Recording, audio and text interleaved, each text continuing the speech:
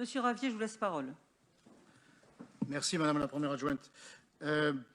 Sans sortir du rapport, un constat global, la Cour des comptes. La Cour des comptes, ce n'est pas Stéphane Ravier, ce n'est pas le Rassemblement national, ce n'est pas une association partisane, ce sont des juges, des experts qui donnent des conclusions.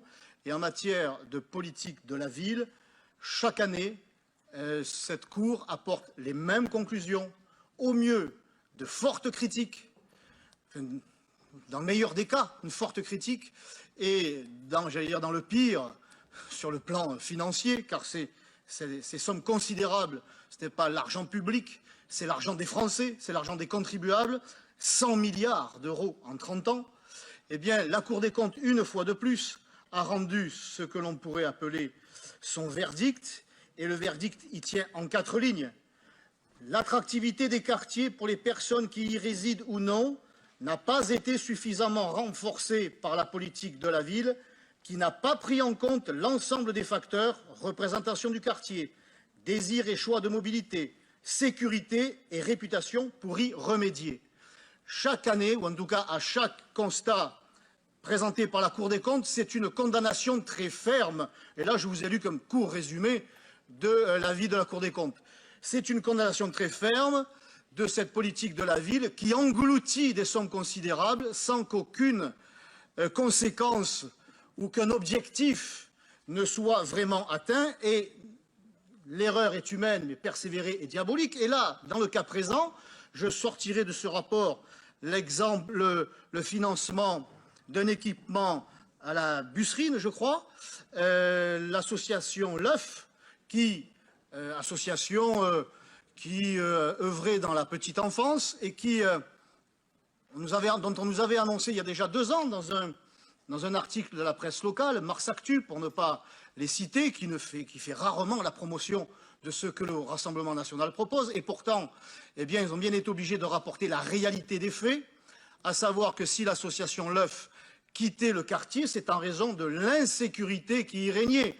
Un petit clin d'œil à votre adjoint à la sécurité avec qui j'ai pu débattre à la Provence il y a quelques jours, je dirais de façon très constructive, et à qui j'expliquais, j'ai essayé de faire comprendre que ce n'est pas le manque de services publics qui crée l'insécurité, c'est l'insécurité qui fait fuir les services publics.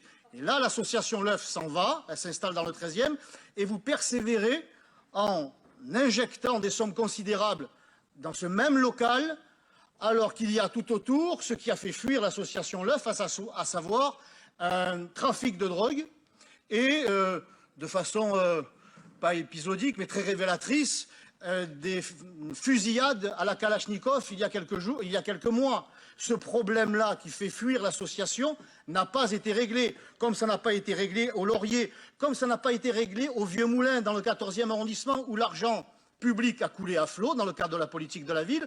Tout est beau, tout est neuf, enfin tout aurait dû rester neuf, mais vous avez déjà des inscriptions, la frappe.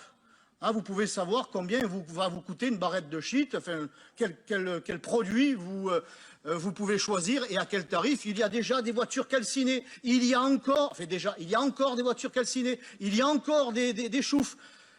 L'argent public ne fait pas tout tant que vous n'aurez pas extirper l'insécurité qui gangrène ces quartiers et qui finissent par gangréner la ville. Peu importe les sommes considérables que vous allez injecter dans le bâti, dans les voies, ça ne servira à rien. Preuve à l'appui. Donc moi, je vous demande de réviser ce qui ressemble quand même à de l'idéologie, ou en tout cas un réflexe pavlovien, que de dire la politique de la ville, on va injecter de l'argent, toujours plus d'argent, ces quartiers manquent d'argent. Ce n'est pas vrai, ce sont les quartiers qui en reçoivent le plus, pour des résultats chaque année catastrophiques. C'est bien que le problème ne vient pas d'un manque de moyens. Je voulais attirer votre attention sur ce point-là, monsieur le maire. Merci, monsieur le sénateur. Monsieur Royer-Perrot et après